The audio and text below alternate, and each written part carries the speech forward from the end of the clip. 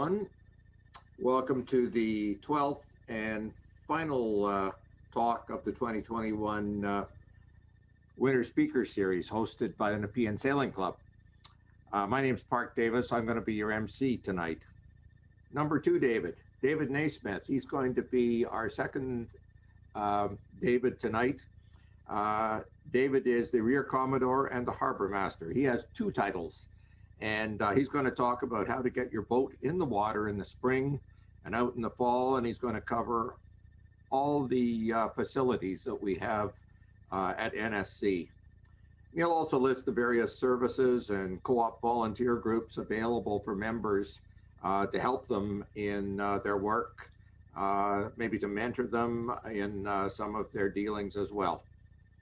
You know, I was Harbourmaster several years ago, back when, let's say, the living was easy. You sort of scheduled events like launch, and that's when they happened. This is the third year for David as Harbourmaster. The first year he contended with a once-in-a-100-year flood. Mind you, that was the second time we'd had a once-in-a-100-year flood in the last couple of years. And that delayed launch. Well, last year, I don't need to remind anybody, COVID happened and launch was again delayed. So this year, David, we're rooting for you. May 8th, we're looking for launch. So in his spare time, David's also got the job for NSC of issuing the rules for members, interpreting the medical and government reactions and regs to COVID as they sort of zigged and zagged and zigged along again. There have been a lot of changes. And I think we all owe him a debt of gratitude for the successful sailing season that we had last year, because at this time last year, as we all know, it was in jeopardy. So we're going to turn things over now to David Neasmith. And normally we have our Q's and A's at the end, but David has said he's quite prepared to answer questions after each slide as we go. So I'll be having a quick look at those questions, and David will pause after each slide to see if there's questions, and he'll answer them as we go. So over to you, David. Thanks, Park. I'm assuming everybody can see me. Good evening, everyone. As Park has said, tonight what I'd like to do is cover what I think I'd refer to as really the logistics for members on how to get into the water, and that's really pertinent during the spring, and getting out of the water again in the fall. And I know that when I joined as a new member back in 1998, although I was a dinghy sailor at the time, I didn't really pay much attention to all the facilities and all the things that were going on around me, because I really just wasn't aware enough. And in fact, even when I brought a keelboat here in the beginning of the 2010 or 2011, I really wasn't that familiar with the facilities at the club, even after being a member for quite a while. So my thought is that probably for both longer term members and for new members and even prospective members, the hope is that the information I'm going to give you tonight will help you with that awareness as to what you've got around you and what you can take advantage of at, in my opinion, one of the best clubs in Canada, if not in North America. So what I would like to also mention is that anything that I talk about tonight, about the facilities, about the services, both volunteer and also from the club, none of those things happen without a tremendous bank of volunteers that make things all happen for the club, as well as our two staff members in the Harbour and Yard and the bosuns. That's Jean Bruce and James Pohl. They are actually phenomenal staff for us, and they do stuff every day that is eye-watering to keep everybody supported. So I just like to caveat everything. I should take about 25 minutes for the presentation. As Park said, I'll pause after each slide, and if somebody wants to raise a question, Park will interrupt me and we can have a discussion. I prefer actually a discussion rather than a one-way conversation, so that's what I'd like to do. Okay, next, what I'd like to do is just cover the outline. Essentially, what I'm going to do is orient you to the facilities in the club, sort of talk about the information resources that are available to you, An overview of the policy and rules. They're written sort of right out of the policies themselves, but what I'd like to do is explain a little more of the why those policies are in place, in particular in the yard and the harbor, so that you have a sense for that. I'll talk about the use of the service dock, the cranes, the annex, although it's closed right now to members. It's actually going to be a really nice resource, I think, for members and staff in the longer run. I'll talk about some of the launch options that you have at NSC, both from a club or commercial launch perspective, but also from service providers. I'll talk about some of the co-ops we have to help members get their boats in and out of the water. And I'll talk a bit about the expectations we have during the spring period. As you would normally surmise on a non-COVID year, spring is a pretty busy time in the yard and in the harbor as we transition from winter sleeping to enjoying our boats. But there's a couple of things to keep in mind during that period of time in particular. Then I'll talk about the two committees that feed the harbor and yard activities. One is the harbor committee itself, and the second is talking about the mooring allocation committee. Not so much the committee, but actually to hopefully demystify a little bit about how those allocations are actually derived every year. And then I'll do a little plug at the end about volunteering for our club. So that's basically the outline as I spoke to. And what I'd like to do now is go on to a couple of notes before I get into the meat of the presentation. For COVID, for this year, it's going to be a little different to start with, as you're all aware. Right now, our clubhouse is closed or restricted, and all the indoor facilities actually to members, just so we stay compliant with the provincial stay-at-home orders. When you go through the actual order and council from the province, though, marinas and boat clubs are permitted to launch their boats and to prepare boats for launch. So we've been able to work with that regulation. So we've kept the yard open for everybody to go in there as long as you follow the safety protocols. When you're outside in the yard, I just like to recommend highly that we should be wearing masks. The variants are actually quite serious from what we can tell from the news anyways. And if possible, to increase the physical distancing. That's all in the hopes that we can keep each other safe. So far, NSC, touch wood, has not been affected by COVID directly, which is great news. But we certainly don't want it to impact on our upcoming season, which I know we're all looking forward to. A couple of notes for this particular season. The harbor, believe it or not, is actually full. That means all 501 mooring allocations in the wet harbor are filled, as well as the 42 trailer launch positions. So we've had just a big interest in the club, and we've been able to allocate every single slip in the harbor so far this year. So that means any new members coming on board with a boat will have to go onto a wait list. But the good news is there's actually a fair bit of flux that happens over the course of the year, over the course of the season. So things do open up as time goes ahead. We are planning to launch as per normal year, as Park has said, and my fingers are crossed for the 8th of May as well. So just to give everybody, if you haven't been to the club in the last couple of weeks, that's a picture of our harbor and yard as of about 2 hours ago, thanks to Jean Bruce, who took that nice panorama. So it's very inviting, and like everybody, I can't wait to get on the water myself. But we have a fair bit of work to do in order to get there. Okay, just to talk about some features or characteristics of our harbor and the yard. Some fun facts is there's over 3 kilometers of dock infrastructure. It's actually the largest capital investment that the club has, which is just the docks, even compared to the clubhouse. As I stated before, there's 501 wet mooring slips. There's 42 trailer launch slips and 119 dry sail positions, tie down positions in the yard. There are some restrictions on the size of boats that we can accommodate. So really 37.5 foot length is the maximum length that we can take in our harbor, as well as a 5.5 foot draft. The beam is, it's mostly because of the space between the dock fingers. So there's a limitation there. But as you have probably witnessed, if you've been a member of the club for any length of time, we do have a couple of very wide boats, trimarans, and even the odd catamaran. So we can accommodate a wider beam boat, but usually we put them at the end of one of the major docks. We also have pump out service dock areas, which are down the bottom right. I'll show you another diagram in a second. Our yard is, believe it or not, about 12 acres, just under it. But for the 700 or so watercraft that we have at the club, it's pretty tight.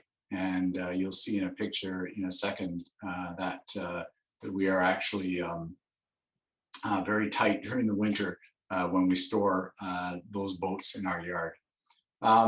There is summer parking in designated areas within the yard. So as we thin out the boats and launch them, people can bring in their cars, but we do restrict it during the busy periods. And I'll explain why in a few moments. We have a sailing school at the end of the yard, along with the dinghy docks.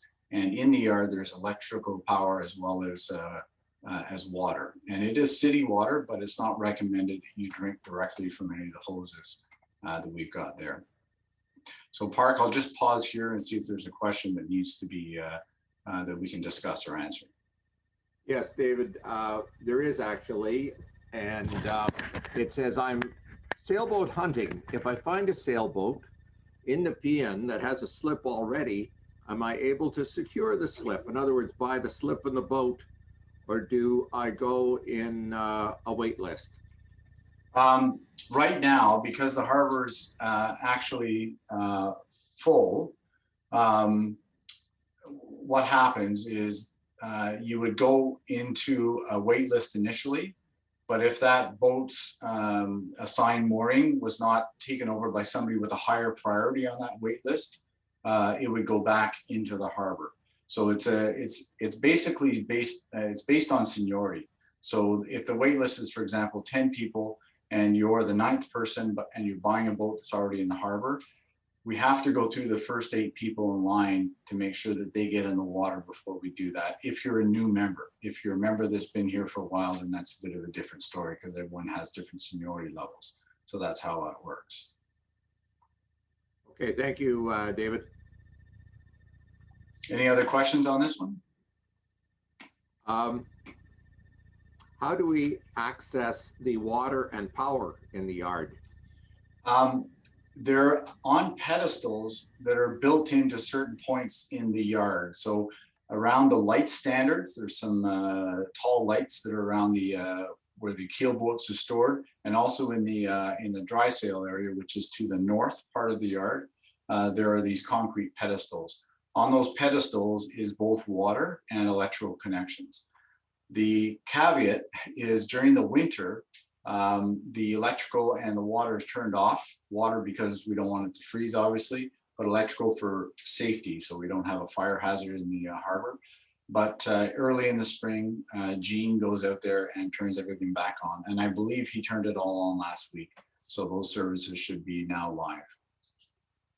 Yes, actually, David, I was out there and I used the water in the yard. Just a question, another thing that people may need to bring their own hoses because you may be up to 200 feet away from pedestal. Yeah, thanks, Park. That's a good point. Second thing, David, we have another question here. One of the questioners said, it's our second season as a full-time member. Can I safely assume we have a slip? Or is there something we need to do? Our boat is in the yard. Yeah, so the first thing you should do is access the mooring allocations, which were published this week. So I'll be talking about that in a second, including providing a link on getting to those mooring allocations.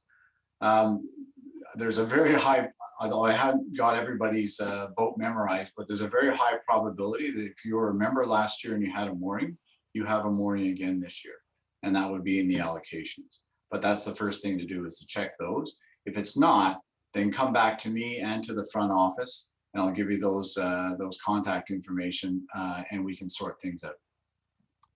Thank you, David. Just a comment from someone else who said that the electricity, the power is on in the yard pedestals as well. Okay, So good news. I won't hold you up. Please go ahead. Yeah, thank you. And just one thing I want to point out is up on the top right of the picture of the slide you have in front of you is the two dinghy docks. And a fun story, and the next picture should be semi-self-explanatory. But in 2019, as Park described, we had the second once in 100-year floods. And that year, on top of the floods, our two dinghy docks decided that they would try to shoot the Britannia Rapids. And the picture you have in front of you is one of the dinghy docks caught in the act in the middle of the rapids. It actually did shoot the rapids, and we caught it downstream a bit before it got to the hydro dam for Ottawa, and then brought it back with a fairly complex operation involving a multi-wheel trailer and everything, and got it back to the club. The amazing thing is both docks survived with very little damage, and we were able to put them back in the water only a few weeks after we recovered them. So that's a fun fact for those of you that haven't been at NSC for that long. Okay, this slide gives an idea of the actual layout of the harbor and the yard area. And I just want to do it, present it quickly to orient you. Each of the docks is lettered and from A to E, from right to left on the diagram. And then the cross dock or X dock is what joins everything together. The docks are built of a combination of I think about 2-foot diameter pipeline steel, which is what the flotation tanks are built of. A steel structure that is attached to them, welded to them, and it's all coated with an anti-rust sort of coating, basically, so it doesn't corrode while it's in the harbor. And then on top of it is a series of wooden stringers and then deck boards. It's actually a pretty phenomenal system, very robust, and it's lasted now for about 17 years since it was deployed. It was probably, Park was Harbourmaster probably when it was deployed. But it's a very nice system that we've got in our harbor. W dock is for our biggest boats, obviously, and at the end of it, that square area is for the able sail program, which is where we help folks in Martins and in the 2.4s sail off the W dock. To the right of the diagram, you see the area for the dinghies and skiffs, which we all call the dry sail area, and that's where people tie down their cats, skiffs, and dinghies and launch off the ramps that are to the north of the pavilion. And then last but not least is a trailer launch area, which we have 42 spots, as I mentioned before, and the service dock area, which is closest to the clubhouse. So that's the layout of the harbor. I know that I only actually paid much attention to this when I became the harbor master. All I did is I walked out to my boat, easy life, and learned all this stuff once you become harbor master. So I thought this might be at least good for situational awareness. Any questions on this? Okay, I'll take it that there isn't. So for some information resources, I thought I'd give you, and you'll be able to see the presentation afterwards as well, a link to the Harbor and Yard main page. So that's accessed from the NSC main homepage, and then it's listed down there as Harbor and Yard. And on there is a wealth of information. So that's where you get your mooring allocations, and they have been published for this year. What you do need to do, though, is log in using your name and your member number to access the allocation, and they're listed at both by slip and also by name. So you'll be able to cross-reference and make sure you know where your allocation is. There's also a part that talks about how to prepare yourself for launch and haul out, and it includes the schedule for launch and haul out when it's actually activated, which only happens partway through the year once we make those decisions. There's access to a variety of directives and policy documents. There's also instructions for what to do with hazardous waste. And we have a new hazardous waste collection point in the yard that James Pohl set up for us. There's also the online crane booking tool, which is very handy because then you don't have to come to the club, sign the old book. You can do it all online. You can see who's scheduled in there ahead of time, and then coordinate it that way. So that tool is there from the Harbor and Yard page. And then lastly, but not least, are the instructional videos. And Park Davis is actually starring in at least one of them for crane familiarization. So it's a good resource. Some of the items there do need to be updated. I realize that, and we'll get to it. But it's a good start point for entering in, for understanding what's available to you. Last but not least, the most important resources that we have at the club is the two mug shots on the right side, which is on the top, Gene Bruce, who's the Marine and Property Manager, and James Pohl, who's the Facilities Supervisor. So the two of them are our Tiger team, like literally, and they keep things going for us. And no task is too big for them or too small for them. They just do it all, and we appreciate them every single day. Any questions on that slide? Okay.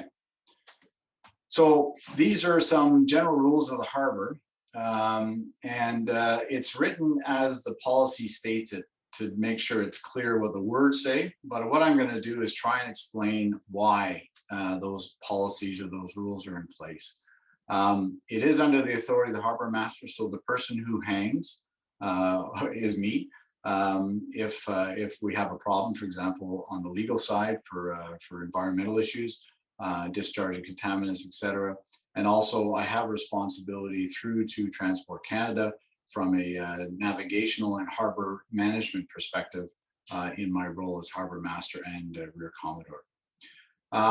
So there's a list of do's and don'ts, but I'll explain the fueling stuff first, because I am a boat owner with a small 3.5 horsepower outboard.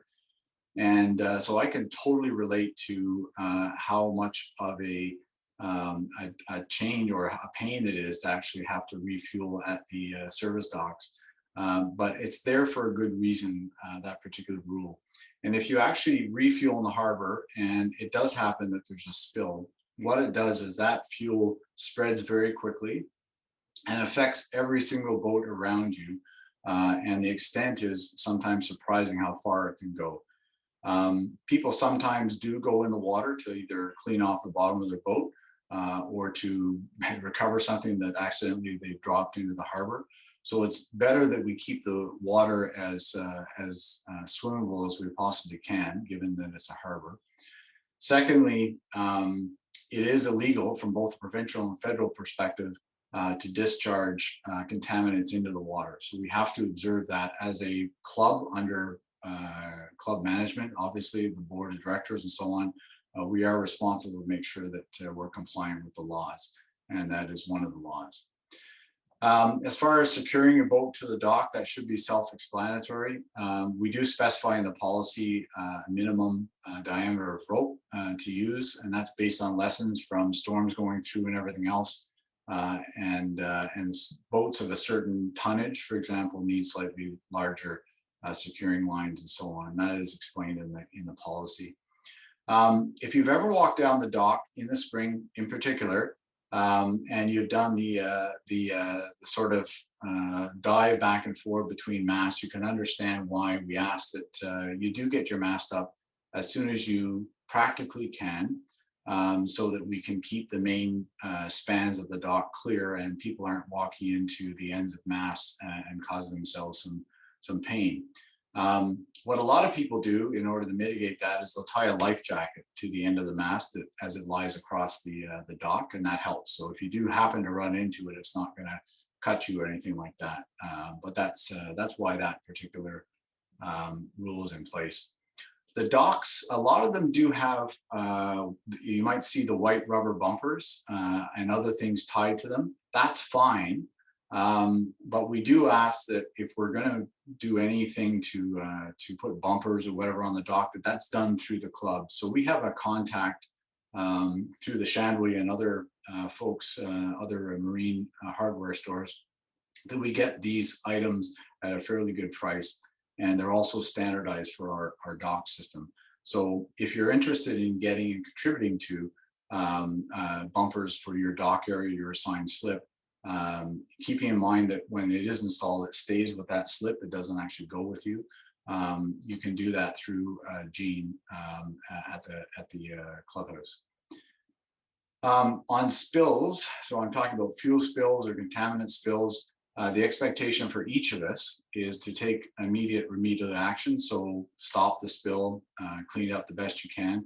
We do have spill kits at the club, and we've had to use them almost every year, unfortunately.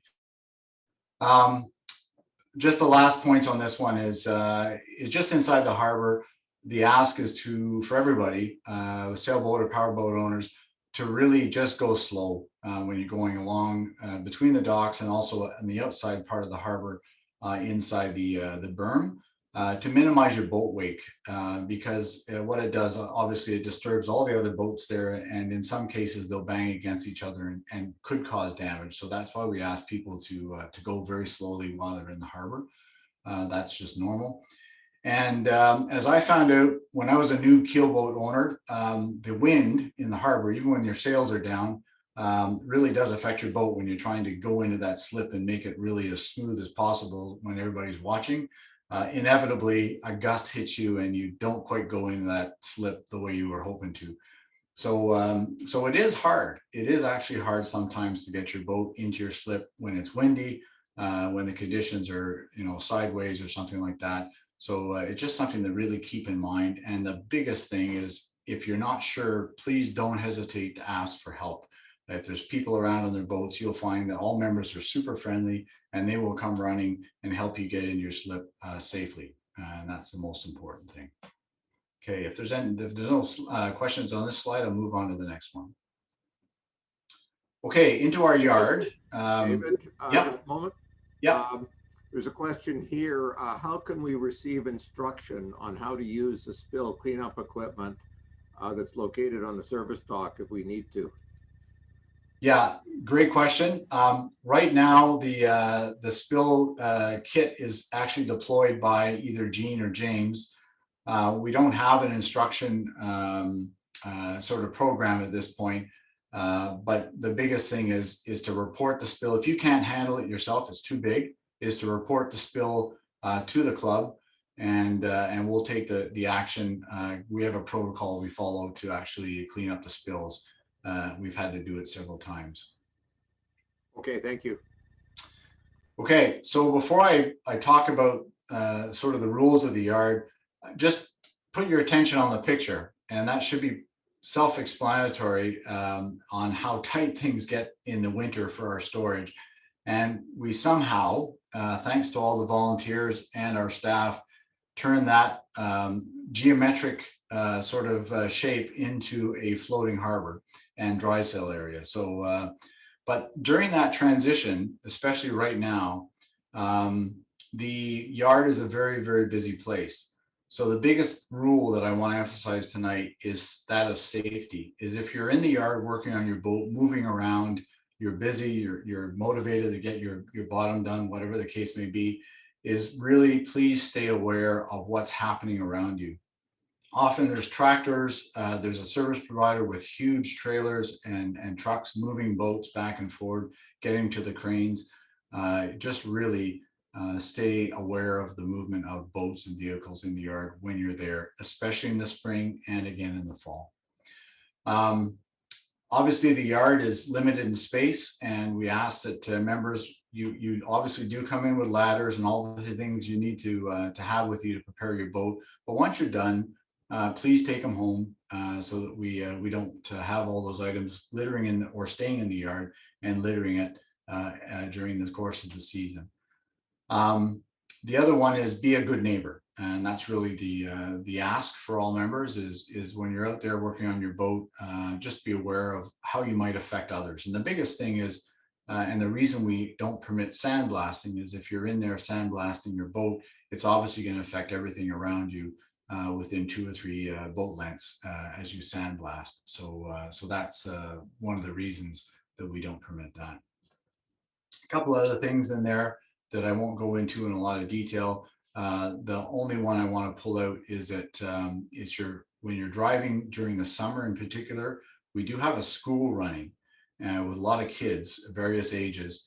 And so it's important if you're going to bring your vehicle into the yard, please drive slowly for 2 reasons. One, for the kids' safety who are walking around and doing their courses, but secondly, to keep the dust down.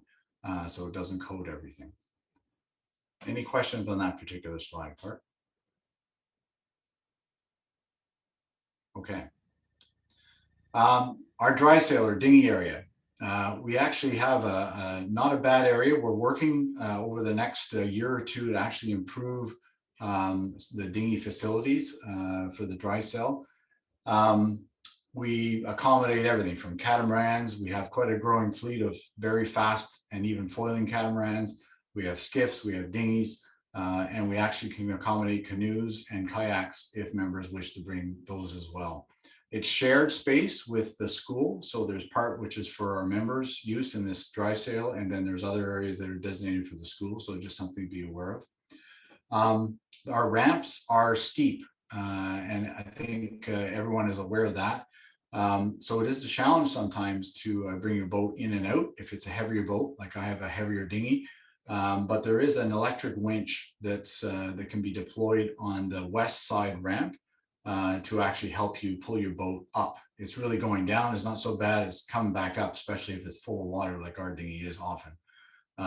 So that's something to be aware of. As I said before, there's power and water available in the dinghy dry sail area. And you'll notice as we get going in the season that we use these bollards with chains to designate the dry sail area.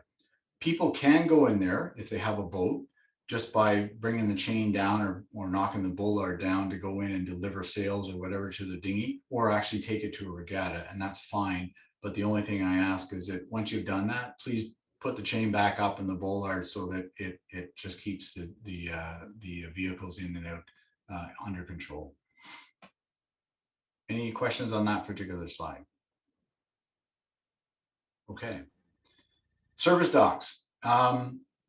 We have a small set of service docks. They're just in front of the clubhouse to the east of the harbor area. We do have a time limit on the service docks, 2 hours. And the reason for that is we have 500 boats in the harbor. And a lot of people do need to go in and out from the service docks to either pump out, get fuel, to refuel themselves or to get fresh water, whatever the case may be. So we do have a time limit of 2 hours at the service dock. If you need to go beyond that for whatever reason, like you've got some servicing to do that takes more than 2 hours, all we ask is you contact the clubhouse and get a permit for a longer period of time. And that's we just put a note on your boat saying, hey, it's okay that they're staying there for the day because they've got to do some long-term maintenance. We don't have a pumping system at NSC, and that's been a long-term challenge for us. So if you've got big fuel tanks, especially for power boaters inboard, you can go to BYC, which is across the Bay, the Britannia Bay, or you can go, farther down the river to Port of Call Marina in order to refuel those vessels. But unfortunately, we do not have power pumps for refueling at our service dock. The only thing I'll say is that we try and keep the signage as clear as possible, but we have both river water, don't recommend you drink that, and we have city water, which is what you'd want to put in your drinking water tanks, obviously. One thing that Jean asked me to mention is when you're pumping out your holding tank at the service docks, it's really, really important to turn the vent to open. Because the pump out is strong enough that if you haven't got your holding tank vented, you can actually collapse it from the suction. So it's just something to keep in mind if you weren't aware of that one. So I thought I'd mention it. Any questions on that slide? Okay. There's one here. Just a moment, please.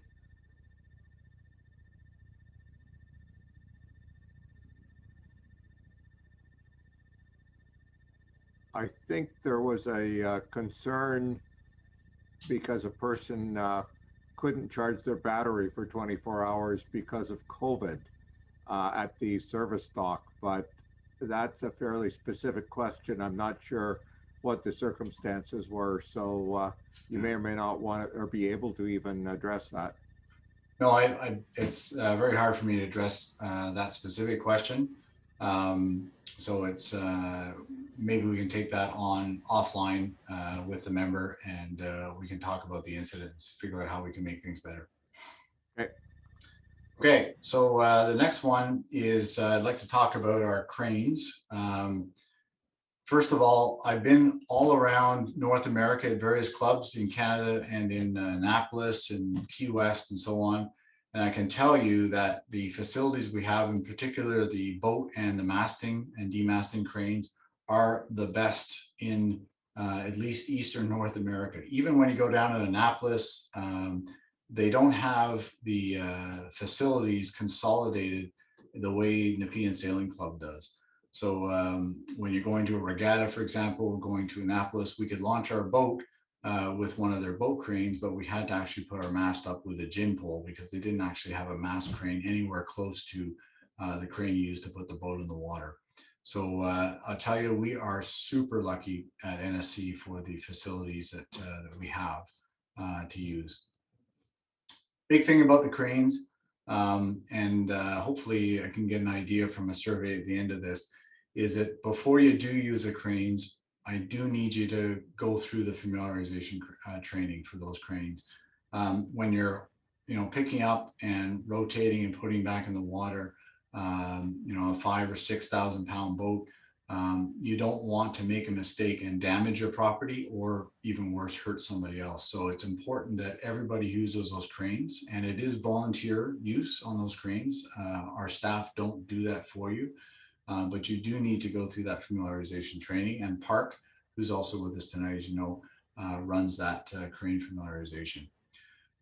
There's also a link to our web resource that talks about how to use the crane, the specifics, and I'd encourage anyone who wants to use the crane to go there and do the familiarization training.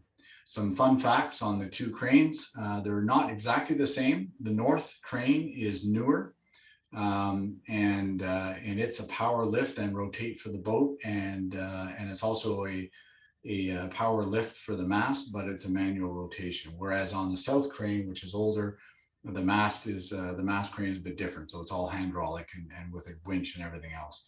But they both work exceptionally well. They're fantastic facilities, and it helps us immensely get all those boats in the water in the spring and back out in the fall. When you're on the cranes, you might get, a helpful member, usually, lighter hair, maybe a gray beard or whatever, dropping by and saying, hey, could you use a hand? If they do come by, or people do offer a hand, please do accept it if it's appropriate. They can help you out of a sticky situation or avoid a sticky situation, especially if you're new to using the cranes at the club. As I mentioned before, you can book the crane through the online service, or when the office is open, which obviously is not right now, at the front office. Okay, any questions on cranes? David, there's a question here about where can I dispose of used oil and filters and RV antifreeze in NSC or at NSC? Yeah, so we have, last year we set up for the first time a consolidated disposal point for all those items. And it's actually marked close to the cranes. I think there's a pump house near the, for the pump out at the service dock. And there's a couple of barrels that are marked for the disposal of contaminants such as that. And there's also another disposal area up by the annex. So those are marked out, and I know they're set up for this year. So you should be able to see them and access them this spring. Okay. Just a picture from our 2019 flood. A thought on how not to treat our cranes. Luckily, that only lasted a few weeks. But as you can see, we were actually launching well to the dry side of the cranes to put our service dinghies into the water. So there you go. We have a small annex building, which is, you may notice it, it's a one-story white building to the east of the main clubhouse. In there, it's primarily for the staff to do things like fix club boats, their motors, and so on, and to do servicing on the docks or whatever the case may be. But we're reconfiguring the annex right now to actually have a staff area where we can secure club resources, but also provide an area for members once we're through COVID who can go in there and actually work on their own stuff within the annex. So it's that's the effort of James Pohl, our facilities guy, who's actually made it a personal mission to reconfigure that annex so that both staff and members can mix and match in there and do what they each need to do as far as keeping boats going and the facilities. Okay, so I wanted to talk a little bit about what your options are for getting your keel boats in and out. And I apologize that I'm not necessarily covering the power boats here, because usually that's a little bit more straightforward, because most of the power boats are on trailers that can be launched at the public launch ramp, or in some cases on the dinghy ramps. And the really big guys, we haul in through our service providers. But for the keel boats, there are really 4 options for getting the boat in and out of the water. First is the commercial launch, which I encourage everybody to use if you've got a larger keel boat. And that's organized by a complete team of volunteers out of the Harbor Committee. And that's done this year. It'll be on the 8th of May, fingers crossed. And then haul out will be on the 23rd of October. So that gives about 24 weeks of sailing between the two. So that's one way, and you see a picture on the bottom right of we bring in 2 very large commercial cranes currently through the company called Regional, and they're very slick. They come in, and usually we start at 8 o'clock in the morning, and by 2 or 3 in the afternoon, we've launched or hauled out 70 plus boats every year, completely with volunteers. So it's a pretty amazing thing, and it's fun to be part of if you want to kick in as a volunteer and join in. The other one is our service providers. So these are both Doug Patterson and Jay Morden have been providing launch and haul out services, as well as cleaning the bottom of your boat, power washing the bottom, etc., for many years. And they're both very, very capable individuals, and will look after your boat well. And they're working even now. So before we get into the commercial launch phase, Doug and Jay are actually launching boats on behalf of members. It is a fee service, so you do pay for this, but they do a very good job, and they help. They're an integral part of our operations, actually. Without the service providers, we would not be able to meet our goals as far as launching and haul out timelines for the club. So they're very valuable and very capable. So that's another option. The third, obviously, is to do it yourself, but the prerequisite there is if you're using the cranes, you need to be able to be familiarized and recorded as such. But you can use those cranes, and it's actually, once you're familiar with it and you've done it once or twice, it works well. So getting your own boat, you just have to stick to the less than 10,000 pound, obviously, for the weight of the boat. And then last and definitely not least, we have a couple of member cooperative groups which work together as teams to help each other launch. So it's sort of a do-it-yourself with a mod. Is you've got experienced leaders, both Aaron and Kim McDonald are real firecrackers, and they organize it to the T as far as getting the boats in and out of the water. And then beyond that, we have Park Davis, who also does the masting co-op. So the whole principle here is members helping members, and it works exceptionally well. Actually, it's a great service that also complements the other parts of what we do. Just a note on the masts, it usually takes about a half hour each way to either put your mast, to step your mast, or to take it down. Again, that can be done with the service providers, as I said already, the co-op volunteer group with Park, or you do it yourself. For me, I find that putting the mast up is actually the most stressful part. Putting the boat in the water actually has become pretty straightforward, but putting that darn stick up sometimes can cause a bit of stress. So that's just my own personal experience, and Park might say that's because I'm not good at it. So any questions on this one? No questions. Thank you. Okay, so this is just a little bit more on the trailer launch and the haul out co-op. So again, lead is Aaron O'Connor and Kim McDonald. They actually cover off, they use both cranes at the same time, and each of them cover one off. It usually, well, it always occurs the week before we do our commercial launch. So this year it's going to be the 1st of May. So the advantage is you get in the water before some of the other people do for the commercial launch. And then it occurs the week after. So actually, instead of 24 weeks, you'll get 26 weeks in the water if you go with the trailer co-op. So so that's some basic information about what they do. But I'd encourage you to contact Kim O'Connor or sorry, Aaron O'Connor or Kim McDonald, and if you're interested in joining in the trailer launch, and let them know that, and they'll sort it out with you. Any questions on that? Okay. Okay, some short notes on some expectations. We're going into spring, and hopefully we'll all be doing what those folks are doing on the right side in the picture very soon. But like I said, it's a busy time, and there's a few extra twists right now because of COVID, obviously, as far as keeping ourselves safe and healthy.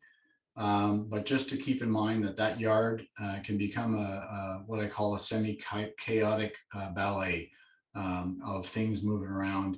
Not in a hurry, but just constantly moving. So, you might put something down thinking that, oh, there's nothing around here right now. You come back and, oh my gosh, there's a 35-foot boat moving through on Jay's trailer about to go in the water. So, so just be aware of that. There will be vehicle restrictions. It's something we've taken to doing in the last couple of years, is for 2 or so weeks before launch and also after or before haul out. We close the yard to vehicles, and the reason we do that is because of that sort of chaotic ballet. It allows the service providers who are working really hard to get as many boats in the water as fast as possible to operate relatively unimpeded within the yard. So when there's a bunch of vehicles parked around boats as people work on it, it makes it very, very tight. If you remember that picture I showed of the yard. So that's why we restrict the vehicles going in and out of the yard for a period of time only in the spring and the fall, just to allow that operation to happen. And we don't want to have any bent fenders or anything as well. So that's trying to avoid any minor catastrophes. Okay. And there I mentioned the waste deposit areas. So they are new. So it's a good question. Not always obvious, but they're set up and they're well marked from what I've been told. Is there a question before I go on to this slide, Park, that I should respond to? Okay. So I'm going to quickly talk about 2 committees. The first is the Harbor Committee, and the chair is myself. It's a gang of about, yes. I'm sorry, I was on mute asking you the question. So okay. I will go on, I will speak and now you will hear. Can we participate in the co-op trailer launch if the boat is on boat stands as opposed to a trailer? So I guess boat stands or a cradle. Yeah. Yeah, good question. The challenge is moving it to the cranes.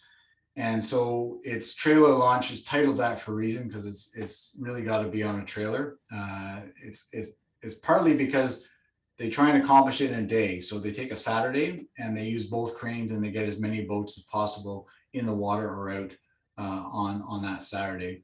If it's on jack stands or on a cradle, the best method is to contact either Doug or Jay, and they have a trailer that they can bring in, take the boat and launch it. And that's part of what they do with service providers. Okay, thank you. Okay, and so on the Harbor Committee, as I said, about 20 people. They're phenomenal volunteers because a lot of them have been on that Harbor Committee for many years. But there's a huge wealth of knowledge. So any new harbor master like myself is kept honest and kept on the straight and narrow by the experience that's on that Harbor Committee. But they do a ton of work on behalf of the club. And I've listed out some of the things that the Harbor Committee looks after on behalf of all the members of the club. But for me, it's a pleasure every time, those 6 times a year, I meet with those men and women, and they just, they're a wealth of advice, information, and absolutely can-do attitude. So that's the Harbor Committee.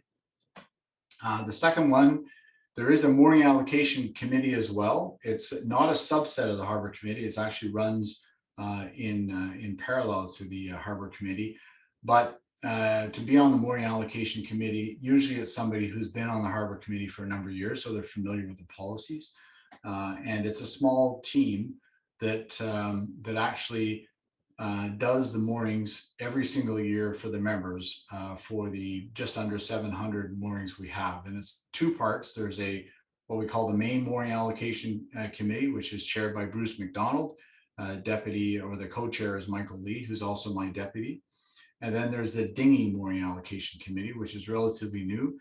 And Brent Benninger is the chair of that committee, which looks after the dry sail allocations and make sure they're done in the same manner as the MAC. So the whole aim for this is to optimize, obviously, the safe use of the harbor, but to do that in a equitable way for all members, to make sure that we do this very rigorously, we do it fairly, and we do it in a manner which is repeatable for members. So we're trying to get away. In fact, we do get away from any favoritism by doing this. So it's a almost like a double blind process where it's based on how many years you've been at the club and so on. But we tell every single member that although if you've had a mooring the year before, you will get another mooring. It may not be the same mooring, because we end up sometimes moving boats around because new boats come in that they're bigger, that we have to accommodate on a certain dock, which can only accommodate, say, 35 footers at that, or less than 25 footers or something like that. We have a 35 footer. So there is some shuffling that happens, but I would say for 80% of the members, every year you come back, chances are you're going to have the same mooring you had last year, unless you ask for a change. And so that change is done through what's called a mooring change request, or an MCR. And Julie, our front office admin, is an expert in completing those and getting them up to the mooring allocation committee. So in the winter, if you put in a mooring change request, that's incorporated into the mooring allocation sort of process, and is factored into the April publishing of the allocation. So basically, if you do it during the winter, you put in, buy a boat, for example, and you get yourself into the club, and there's slips available, the mooring allocation committee will look after that. Over the course of the season, though, we do what's called in-season management, and that there's a cutoff point, which is about now, when the mooring allocation committee has published the allocations, and then the ads and dells, whatever you call the movement over the course of the season, is actually managed by Gene Bruce as the marine property manager, and he does the day-to-day moving boats around when it becomes a requirement in the harbor. So that's basically in very top level description of how the allocations are done. The committee meets twice a year. It meets once in December to do an initial flush, just to understand what the sheer demand is, and they do an initial allocation, a rough allocation. Then they come back in March and they do the final allocation. So that's essentially how that process works. And that final allocation is then published and put on the web as it is now. There is a wait list that actually we've activated for this year. And that's, I think there's right now about 3 or 4 boats on that wait list. Typically, there's a fair bit of churn over the course of the year. So people might move their boat or sell their boat, or whatever the case may be, and it leaves a slip open, especially in the harbor. And we can fit people on the wait list into temporary slots during the season. And then once they're in a temporary slot, they go into the main mooring allocation process, and hopefully the next year will get spit out as an allocation, a permanent allocation for them.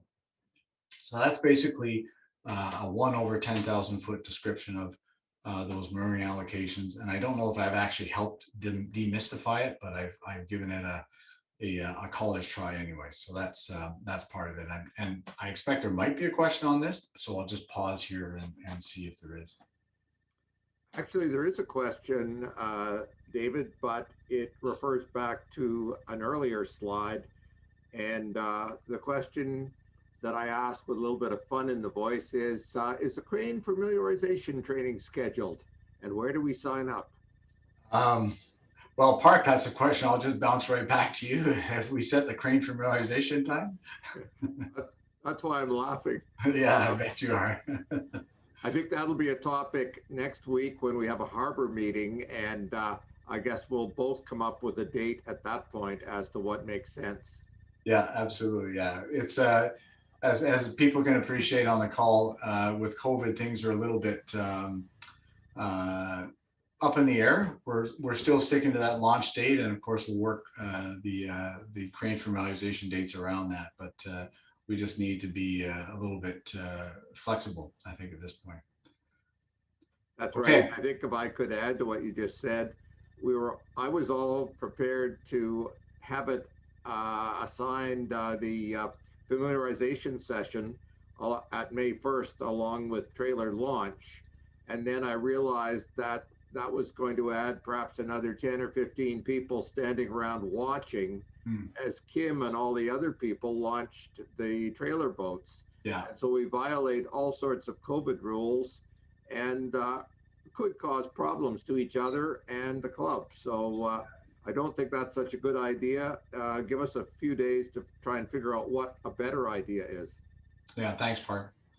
Okay, so we'll go on to, I think, my last substantive slide.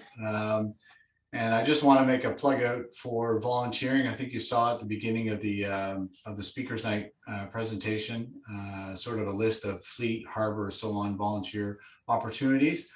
And I just like to say, as a volunteer myself, it's really actually fulfilling. It's a great feeling to contribute to the club in various ways. It doesn't have to be big things. It can be just occasionally volunteer for the odd work party, or whatever the case may be. But it is a great way to meet fellow members. Let's talk about non-COVID, obviously, but also to contribute to a club and a group of people that we all enjoy being part of. So here are some opportunities. We have obviously the launch and the holiday teams that happens in the spring and fall. For probably another year, for a small part, we'll have the dock top replacement project finishing the last of the docks this coming spring.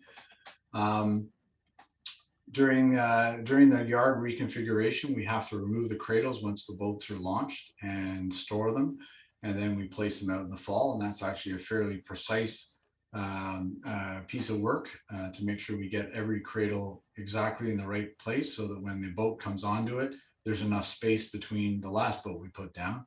So there's a team of volunteers that make that all happen, which is still, even after 3 years as a harbor master, is a bit of a mystery to me. There's a setup of the dinghy park. So Brent Benninger leads that. And he's just chomping at the bit to get that dinghy park set up in the spring. And they're a little bit slow to tear it down in the fall, because that means they have to start taking the boats out of the water. So that happens. And there's a number of work parties over the course of the year, whether it's just general yard maintenance or doing audits on boats or docks or whatever the case may be. But there's lots of volunteer opportunities that happen over the course of the year. And the last thing is that Harbor Committee is a good group of folks. And if you're interested in contributing to the club on a more sort of steady basis, that's an area, especially if you've got expertise, you've served in a club before, or whatever the case may be, is that you're certainly welcome to put your hand up and contact me if you're interested in joining the Harbor Committee. So with that, I will stop my presentation. Thank everybody for the questions I've had over the course of the presentation, and I'll just see if there's any further questions. Before you finish, there's one last question right now, and then there'll be others, of course, later. There's a question, is there a list of the various volunteer jobs and/or a contact sheet for the various groups that people could sign up for? So there's not one that I can put my finger on, to be honest. The best way people do that is through the admin office. So by emailing admin@nsc.ca, so Julie Laframboise. And Julie has got her Rolodex of all the contacts. So it's a great question. It's something we should address, because we're kind of on the mix between a cottage industry club. So we're still volunteer based and sort of making it up as we go along sometimes, and industrial based. So we're getting our processes more refined and everything else. And that question is right through the seam. So no, we don't have a consolidated list yet of exactly who to contact for each of these things. But Julie at the front desk is a master of figuring that stuff out and connecting people to the right volunteers. Okay, thank you very much, David. And perhaps that's a second item that we might put on the harbor meeting next week, because as you say, at some point we have to move from cottage industry to let's say a more organization. So yeah, I'll buy that for sure. in terms of questions, maybe you want to talk for a moment about the mooring allocation process. And this is my question to you, but it's an easy question. Sometimes we have members that have some mobility difficulties, and mooring allocations can be modified to take care of some of those difficulties. So maybe David, you'd like to speak about that a little bit? Yeah, certainly. So that's done both in season. So for example, if something happens and somebody needs to be able to be closer to the boat, for example, because of an injury or whatever the case may be, and there's slips available, Gene as the manager will actually try and make that happen. So and that'll happen within the season, and as there's availability closer in to the main crossdock, for example. If it's going to be, if it's something that it is longer term, what we do ask is that people put in a mooring change request, and they note specifically that this is for a physical reason. Either they need to be closer to the boat for whatever the case may be, and we will factor that into the mooring allocation. So so it's all part of the formula that's balanced with members' seniority and so on. But if there is a request for that particular reason, we will do our best to accommodate it. Thank you, David. There's a question here about do we still have an emergency dock, and would you note where it is and why it's there and how to use it? What do you mean by an emergency dock? I believe it's at the end of W dock. There's a space there that's always left empty in case somebody manages to get in, perhaps with a faulty engine, or maybe no engine at all, a place where they can stop before they actually come into the harbor and tie up there. So if you I'll go back to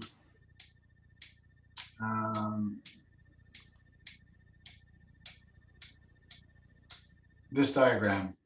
I don't know if you can see a cursor here, but here's W dock, sort of in the center of the slide. And that square is the able sail platform. About half of that platform that faces to the north is taken up by small cranes to help people into the Martins. The other half of that dock is kept free, as Park says, so that if you're coming into the harbor and if you're in an emergency situation, you can pull alongside there very quickly and tie your boat up to get out of danger. So yes, that is there within the harbor. And while it's not often used, it's used quite frequently each summer by very happy people that don't have to come into the harbor under sail. Yeah, absolutely. I am not too proud to admit I've used it once or twice. I think I have too. Yeah. There's a question here. Can I moor at my slip prior to May 8th when launching from the public boat ramp? Of course. Yeah, so if we look at, not that picture, but that one, you can see already in the harbor, we have a number of boats out there moored, and they were either launched from the cranes themselves, from the public launch ramp, or they were done by a service provider. So Our interpretation of the regulations around COVID is that marinas and boating clubs, us being a boating club, can provide launches or launch services, and that's what we're doing. Okay, thank you very much. There's just an additional comment about the emergency dock. It just indicates that if you do have to come in and use the emergency dock, pull up to the far west end of the emergency dock so that you don't interfere with the able sailors that might want to use their east end of the dock for launch. Correct. Yeah, and that's so if although if you're in an emergency, you're probably not going to notice a lot around you, but as you come in, you'll see that I believe there's 3 small red cranes on the northeast corner of the able sail dock where the emergency dock is. That's the area to sort of go past that and then tie up to the west of it. And that's what I think Parks just explained. There's a question here about, can you comment on people that have bow anchors hanging over the docks? And is there any policy around mooring lines being kept tidy? As far as bow anchors hanging over the docks, we do ask that people back off their vessels when they tie them up so the bow anchors doesn't protrude onto the main dock as much as possible. And there may be some practical limitations to it based on the tie-off points for the boat. So that's the first answer to the first question. It is sometimes a concern. It can be something that can injure you if it's right up against the main dock and pulled forward. So sometimes Gene will go around, for example, and if he'll see a really bad situation, he'll loosen off the lines and back a boat out to keep those anchors from clocking somebody as they walk by. So members are asked to try and keep their boats backed off so the bow anchors don't protrude onto the main docks.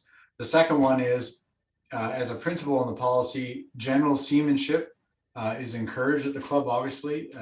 And so dock lines that are not kept tidy are a tripping hazard for other members when they're going back and forth along the docks. So people are asked to keep their lines tidy, short, rolled, if they've got excess line, or better yet, tie it up so that you don't have excess line on the dock itself.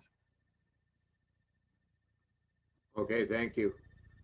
And I guess just a comment about what you said with reference to the bow anchors over docks. Unfortunately, they're about the same height as any little kids that are walking along the docks. Absolutely, yeah. Yeah. So, see if there's one more question here. Oh yeah, if you use the emergency dock, you should be, I assume you should be telling the office that you're there, just so they know who it is. Yeah, absolutely. And the other thing is once you're on the emergency dock, it could be that if you come in, for example, due to an engine failure or whatever, that one of the club boats, power boat, can go in and get you and bring you into the service dock area so it can be worked on, as an example. So yeah, for sure, get down to the front office and let them know what's going on. Either the front office itself, so Julie, when she's there, Gene or James, you've got their mug shots, so you'll be able to identify them. I guess not to give any advertisements, but you could go one slip further to the south and ask Peter to fix it. You could. Mobile mechanic, except I'm not giving an ad here.